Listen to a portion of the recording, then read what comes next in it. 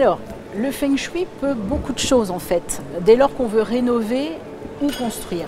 On va pouvoir, grâce au Feng Shui, déterminer les endroits les plus appropriés pour mettre ces espaces-là. De la même façon pour les bureaux.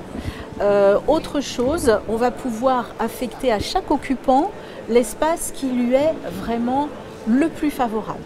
Et le maître mot, en l'occurrence, c'est vraiment de l'éloigner de ce qu'on appelle le Zhuming, le JM, c'est-à-dire le secteur qui lui est très défavorable.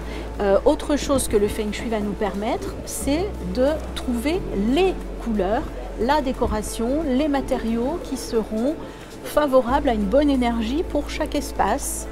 À quel moment est-ce que l'on sait qu'on peut avoir besoin de Feng Shui? Alors, d'une manière générale, il n'y a pas forcément de règle, puisque même si on ne rencontre pas de problématiques particulières, qu'on ne se sent pas forcément mal, le fait de faire une expertise Feng Shui peut nous renseigner sur ce que potentiellement on peut avoir à vivre dans le futur. Donc ça peut être une bonne chose, puisque savoir que ça bloque si on ne peut pas le corriger, ça a moindre intérêt.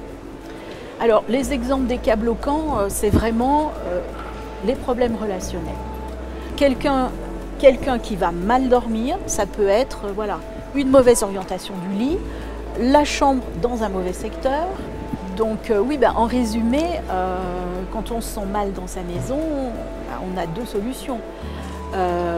Soit on fait faire l'expertise Feng Shui, on comprend grâce au plan de la maison, en les décodant pourquoi on s'y sent mal, on le corrige et après tout va bien et très bien. Soit on change de maison, mais c'est d'autant plus une mauvaise idée que l'expérience montre que régulièrement les personnes reprennent le même type de maison, puisqu'en fait leur habitation est là pour leur apprendre ce qu'ils sont en train de vivre et ce qu'ils auront à vivre. Donc déménager plutôt que de Feng Shuiser, c'est une mauvaise idée.